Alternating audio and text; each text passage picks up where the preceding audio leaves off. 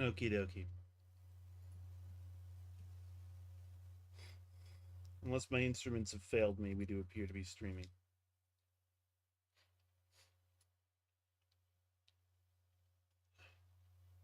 So yeah, this is later than usual, he says, though he normally streams much later than usual. Uh,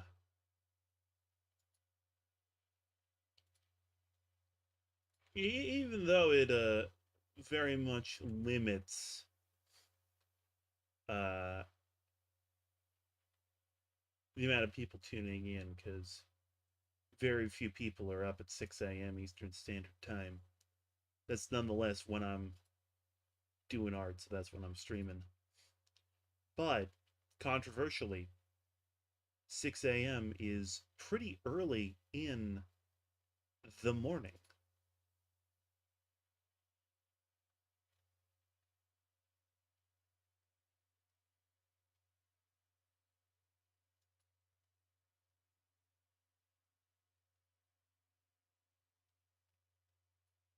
So yeah. If I don't get to sleep at exactly the right time, I'm not up in time for the 6 a.m. my like projected 6 a.m. start time. So I'm starting later. Like I'm doing another half hour today,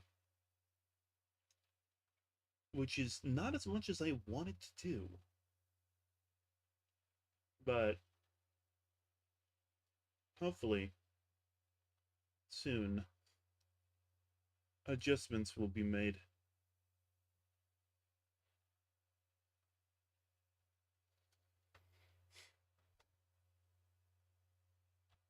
Anyway,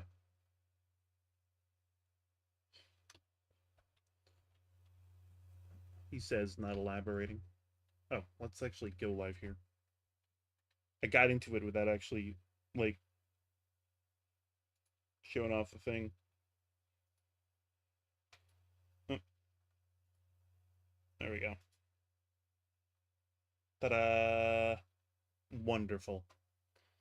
We're doing it, folks. All right. I don't know, keeping her size consistent is going to be hard. I hate having to do that kind of thing. Ah! Didn't mean to do that.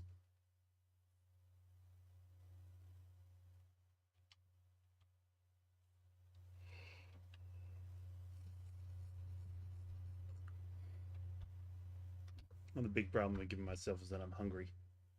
I want Bremkfist, but controversially, uh, Jesus.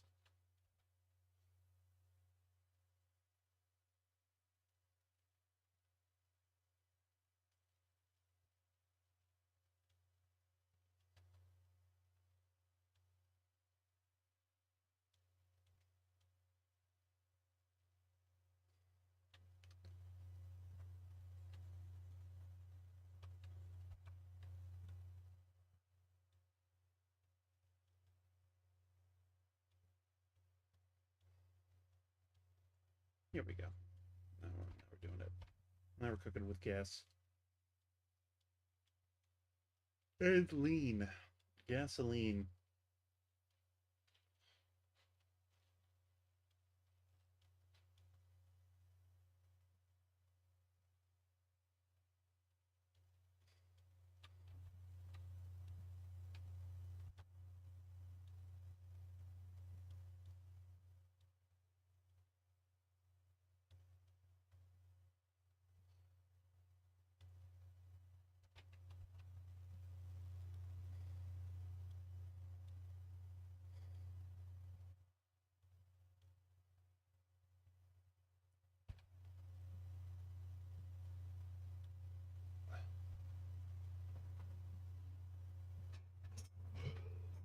All right.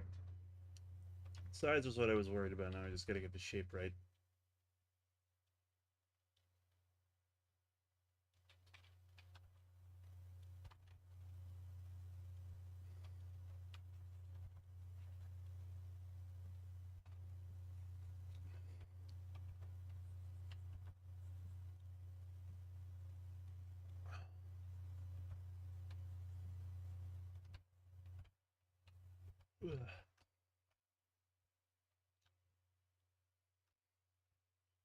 But yeah, the early morning cometh.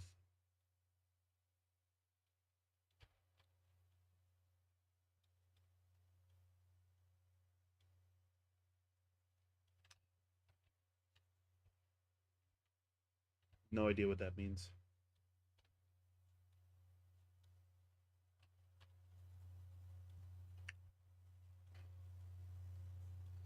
You know what? I'm gonna do it. I'm gonna fucking talk about. I'm gonna talk about politics. God dang it! I got stuff in my mind. Um, something that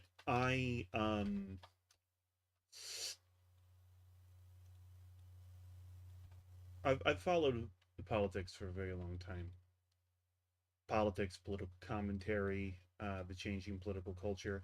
I'm not a professional at it, you know. I very much take my opinions from people who are professionals. But I like to think that I've been in the game long enough that I have at least a good intuition of what to take, and I can form my own opinions. Um, and have them be somewhat accurate. You know what I'm saying? And so when a big piece of political news like the shutdown ending happens, uh,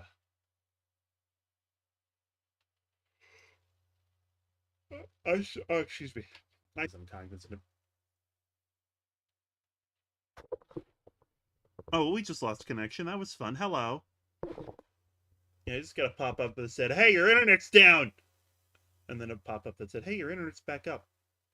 The first one was much more pleasant than the second. I got to admit. I will have to say. Um, but anyway, um, what the hell was I saying? Ticks. Paul's ticks. Oh yeah, so American electoral politics, American congressional politics. Yeah, I subject myself to them. You know, like Jesus, really?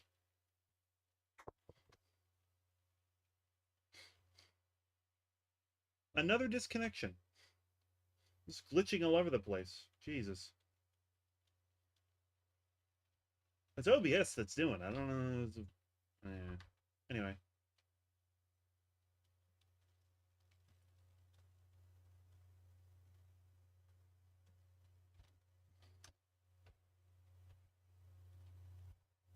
so yeah, the shutdown ended, and people really, really, really aren't happy about it. It was just 8 Democratic senators that folded.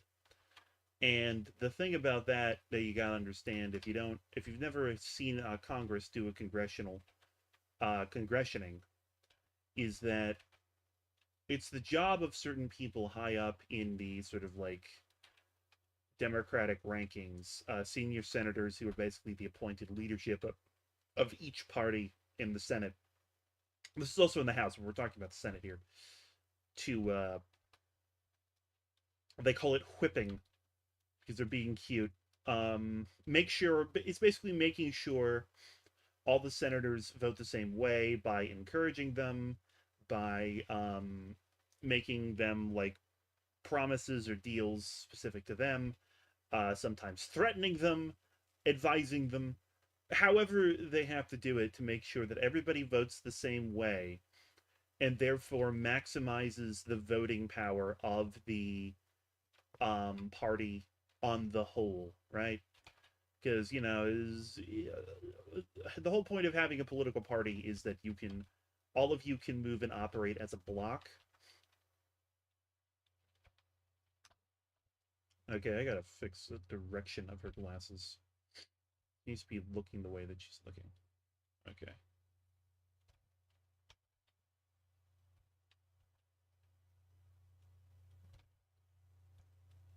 It's a tough thing with glasses. Sunglasses. Big, thick aviators. Anywho, yeah, so without, making sure that everybody votes the same way, um, uh, the power of a political party is severely diminished because, especially with the margins as thin as they are, just a few defectors can throw a vote one way or another, against the wishes and efforts of the party. Or the party is like a kind of sort of gestalt entity, because once you start really thinking about these things, they kind of break down. And yeah, no, Chuck Schumer didn't do his job. He may have intentionally not done his job and let. They weren't all Democrats. Some of them were independents who, even though they're independents, they usually work with the Democrats, and the Democrats were trusting them to hold the fucking line. And they did for 40 days. But it's like, and at one point they were just like, hey, what if we just didn't? What if we just got nothing and just capitulated and got nothing? And so yeah, people are pissed. Because yeah, they got nothing. They say that they got their reasoning for uh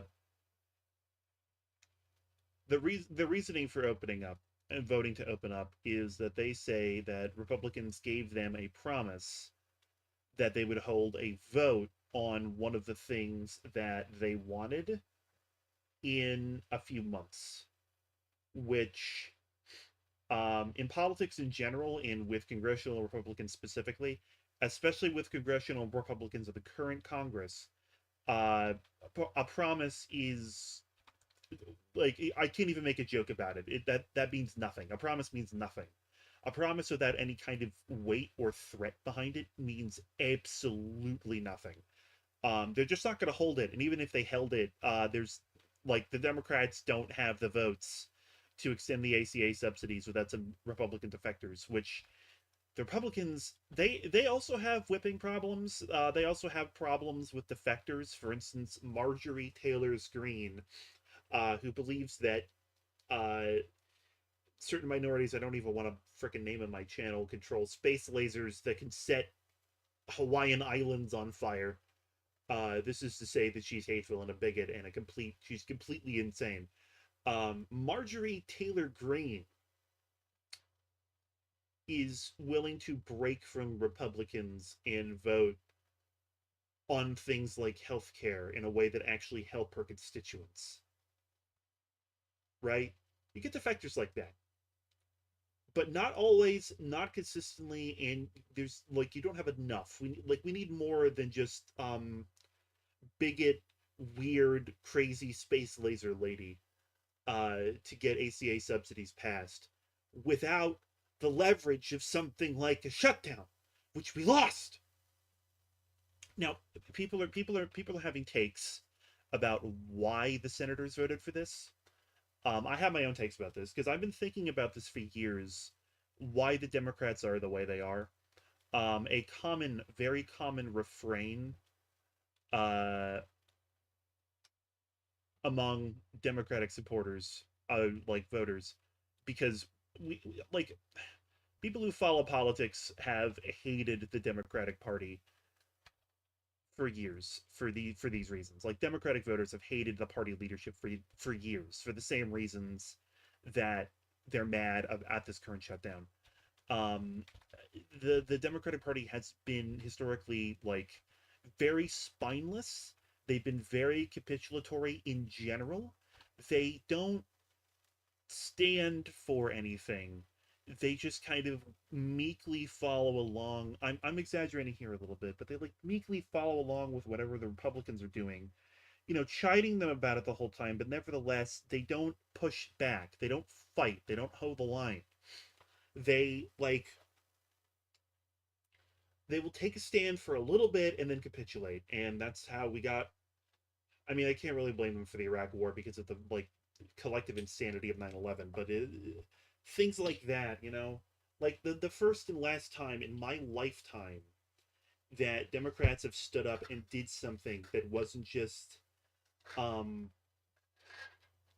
a slightly more competent version of what Republicans were going to do anyway was the ACA, right? Was the Affordable Care Act, which now the Republicans are working to dismantle, even though, here's the thing about the Affordable Care Act. Here's a dirty secret of the Affordable Care Act.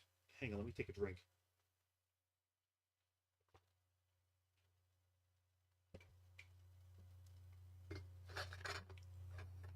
hear the dulcet tones, the sweet tones. I don't know what dulcet means. The sweet tones of my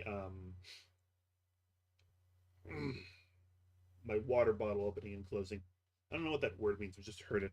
So I pick up most words. I just hear them through osmosis.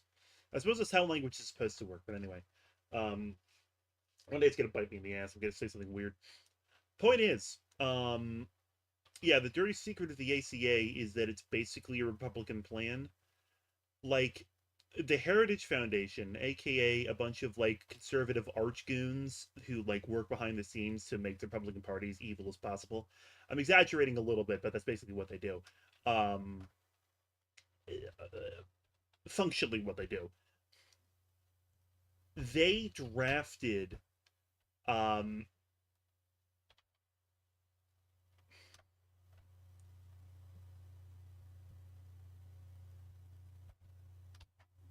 the initial idea for what would like an idea, the same exact idea as the ACA 40 years ago when union health plans started weakening. Like, that was their initial idea when healthcare costs first started to become a concern. That was like something like almost identical to the ACA. But nevertheless, the reason why the Heritage Foundation didn't end up pushing it and why Republicans didn't end up adopting it is because at the end of the day, um, as much as Democrats are beholden to corporate lobbyists, which is a big reason why they fail, Republicans are even more so. And healthcare companies, uh, they don't have morals. They don't have um, anything. They like there's no like a crucial thing you have to understand about corporations is that they don't have thoughts. You know, they don't have ideas. The individuals that make them up have ideas, have thoughts, but the corporation as a whole and the actions that it takes don't have thoughts or ideas. They have priorities. They have actually no, they have a priority, and that everything else flows from that central priority, and the priority is making money. I'm not saying something controversial here. This is very obvious. They're a for-profit company, therefore they exist for profit. They exist to make money. But you have to understand that dictates everything. That dictates like that shapes the that shapes their entire world. If they see a way they can make an additional buck, um, um,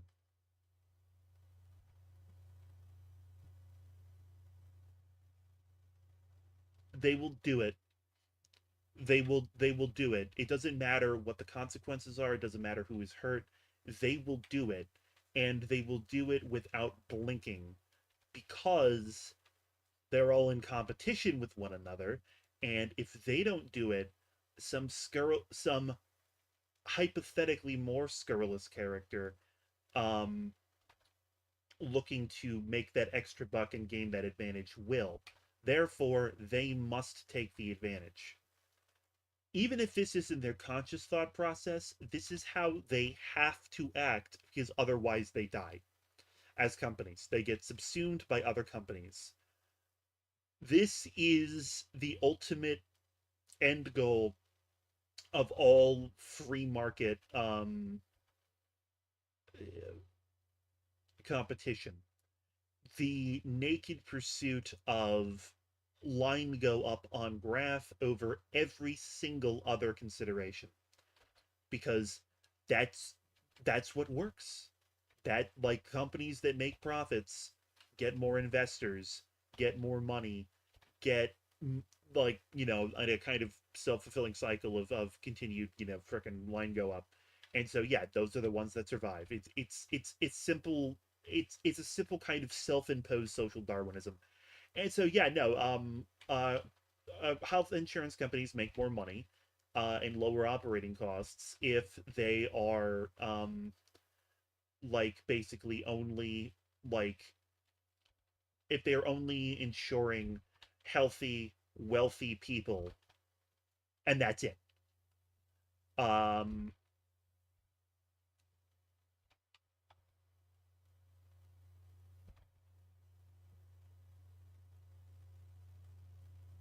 if they're only ensuring, there's just not profit in ensuring people who are people who have pre-existing conditions, people who are poor. There's just not any profit in, so they don't. Man, I've been. How long have I been bloviating here? The one problem with trying to talk about something while I do art is that I like it's a struggle for me to stay on topic. The point is that the reason why the the reason why health insurance companies are trying to dismantle the ACA, and Republicans are willing to do these things more so than Democrats. They're willing to like basically just nakedly work for their donors more so than Democrats are. Democrats nakedly work for their donors as well, but Republicans do it more. They do it more shamelessly. They do it more stupidly.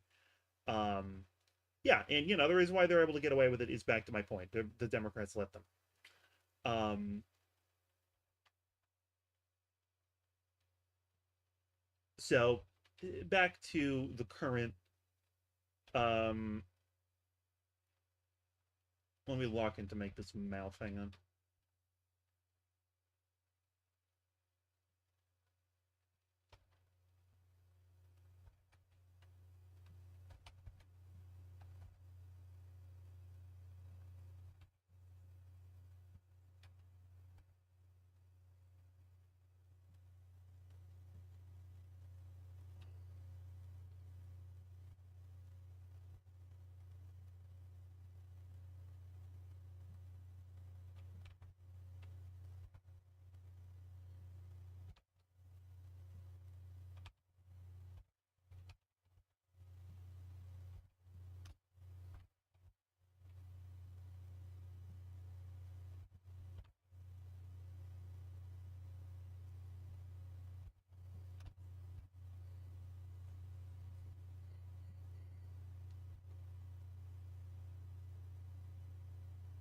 Anyway, um,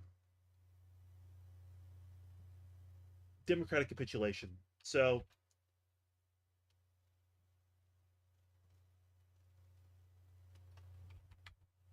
it's like the reason why we're in the place that we're in is because there's an old politic that is held over from the time of Reagan, or at least I see it as held over from the time of Reagan, um, where basically in the wake of the Carter administration, there was this sort of calculus.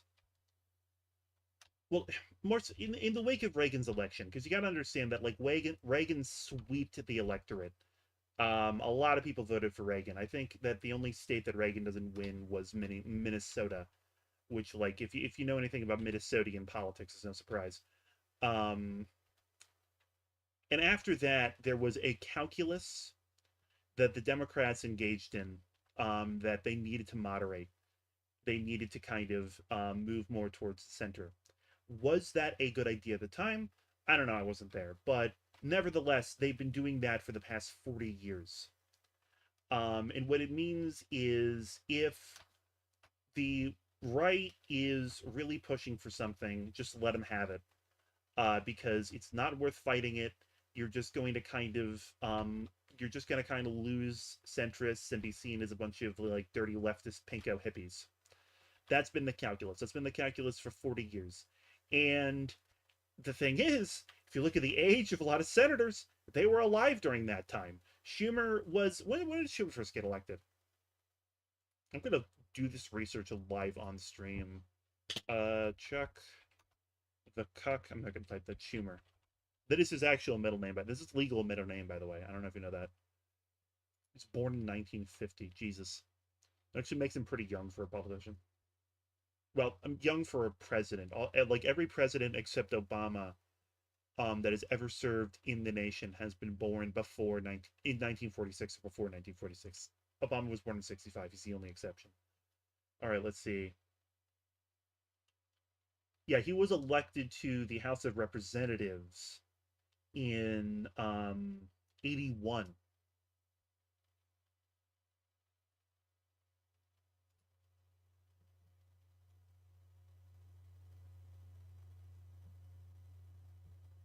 Yeah.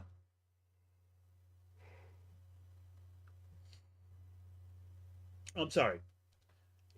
So he was elected to the House of Representatives in 1981. So that's 1 year after Reagan. So that's right in the time frame I'm talking about. Um, his like first stint in politics, at least according to Wikipedia, at least what Wikipedia's recording, was in the New York State Assembly in 1975. So yeah, no, like he has personal memories of this whole thing playing out. Man, I really squashed his face. Look at that. Look at how much flatter that is. It's mostly the brow. Um, Consistency is something I struggle with. It's better. They don't look quite so different. Let's see here. Yeah, let's change the.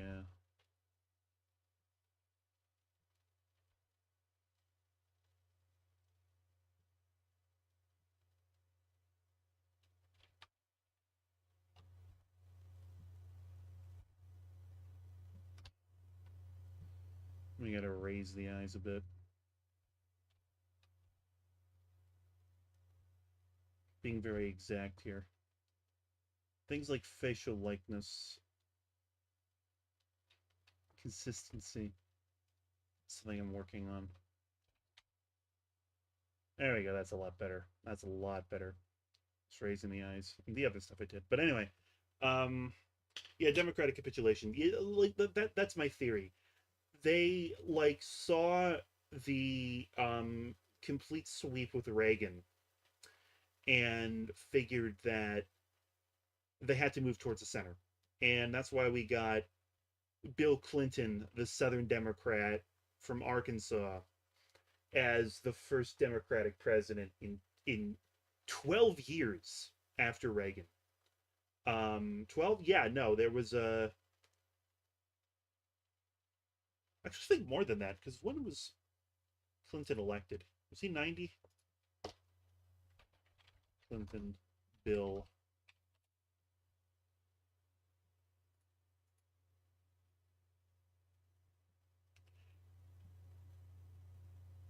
Yeah, he was elected in 90. Elected in 93. Yeah, so that's like 13 years. Um, 12 years of Republican presidents. Uh, Reagan and then George W. Bush. Wasn't Gerald Ford in there? Man, I'm so uh artistically Procopius today. Procopius. I don't even know what that word. That's another one. That's another one. I'm so artistically productive today with all my presidential googling. Ford, Gerald. I'm probably completely wrong about Gerald Ford. I don't know much about Gerald Ford. Oh, 94 to 97. So he was before Reagan. Um,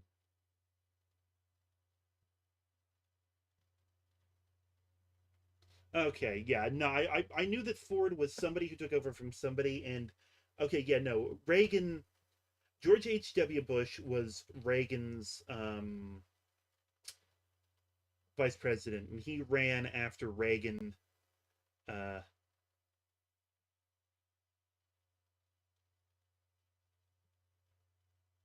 oh, hey, well, that's one of the chats of all time. Blozer said, "Hello, just survived cancer, but might as well not listen to my doctor." No, listen to your doctor. I don't know why you're telling me that. I don't have I gotta say I don't have a dog in that fight, but you should probably listen to your doctor, dude. What an unhinged thing to say at 7:30 in the morning. Jesus. This stream is going amazing. We're blubbing about politics. I'm several tangents in. I'm barely doing any art. Somebody's not listening to their doctor about cancer. This is a portrait of modern America right here. What are you, Steve Jobs? Jesus. All right.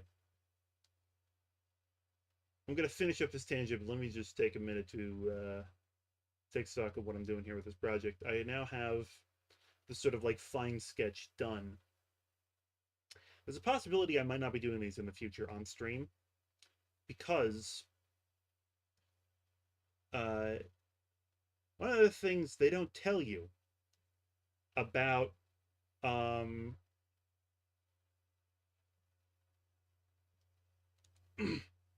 art is that you don't need a fancy 3D, not 3D, photo scanner to transfer your traditional art sketches into the digital environment in order to ink them digitally. You can just take a kind of flat picture and just kind of improvise it from there. And so I'm thinking about doing that because, like, most of the time I'm not at this computer because this is my home computer, and they give me money to go to a building that doesn't have a lot of windows and be there for 8 hours. Um, but I do have downtime there, like during my lunch hour, and I do have a sketch pad, so I have sketched out like these comics pretty detailedly in the sketchbook before, and I followed those sketches before pretty closely with, but I should just take a picture. I should just upload it and just do the inking from there. And so, oh no, you won't be able to see my sketching process. Dear God, what a nightmare. But anyway, no, you just be able to see the inking and the maybe I'll stream the lettering at the end right before I post and like post like right after the stream ends. Although that process is like the most boring thing because I don't trust my handwriting. So I just kind of you'll see it if you see my previous comics. I just kind of like do some fancy text editor things with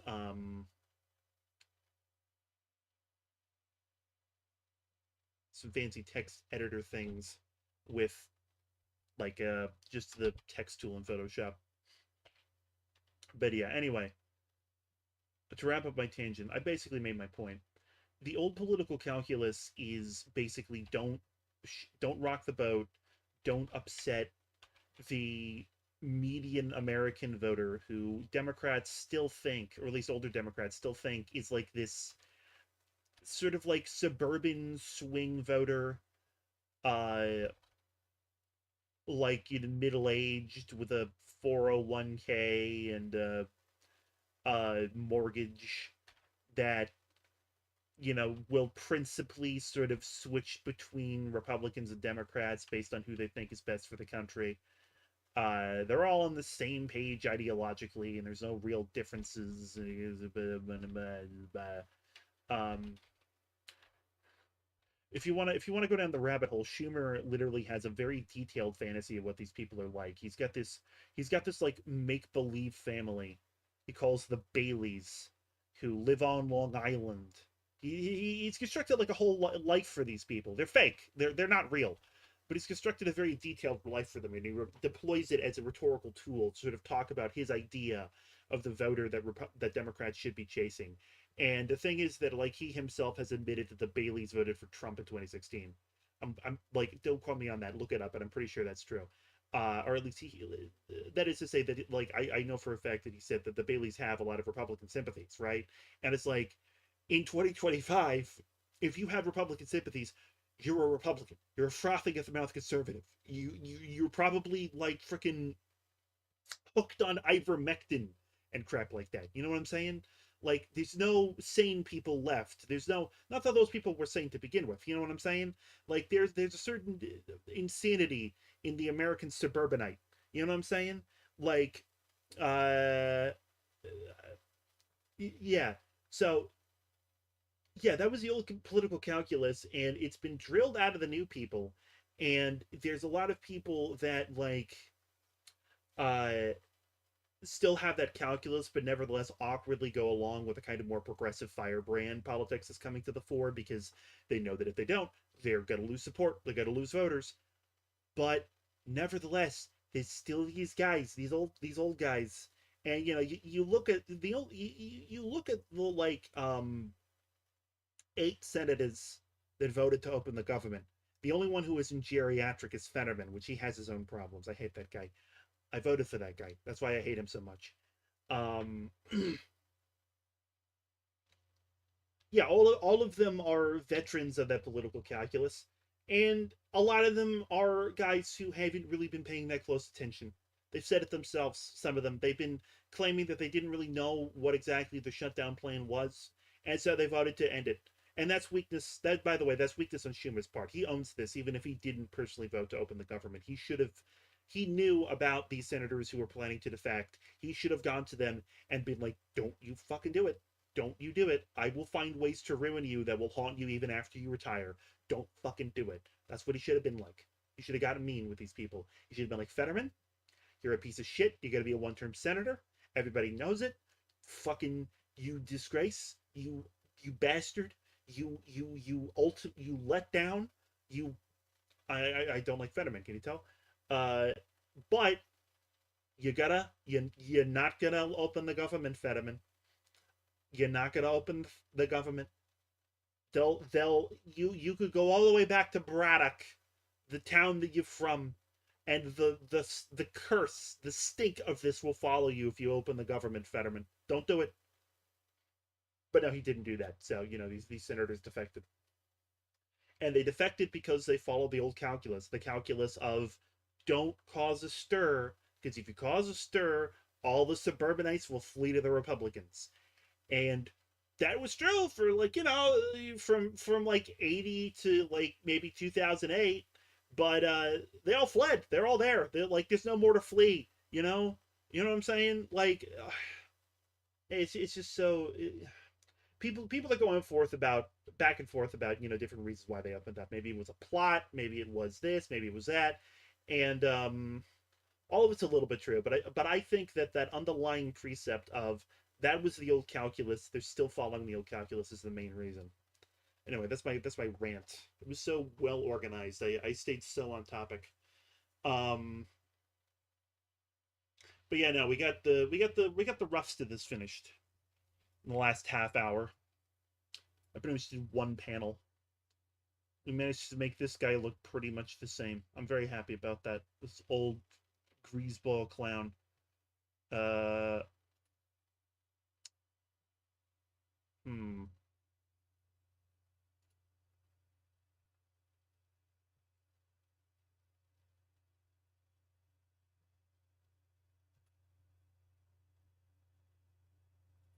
Anyway, I may or may not have just done a government censorship on that guy who said not listen to his doctor, because I know that's somebody who's not in a good place. He's going around. That guy didn't stay very long. He's just popping in streams to do that, man. I'm not leaving that up as like a chat on my channel. Screw that. Anyway, yeah, no, I gotta go get ready for work. Yeah, great stream, guys. I need to do a thumbs up with hold the pain herald expression emote that expresses how I feel so much of the time. Anyway, yeah, this is moving forward. It's great. All right, let's get out of here. Let's uh sally forth into the working world. Hey, hasta luego. Ba bam. Wait, ba bam. All right, there we go.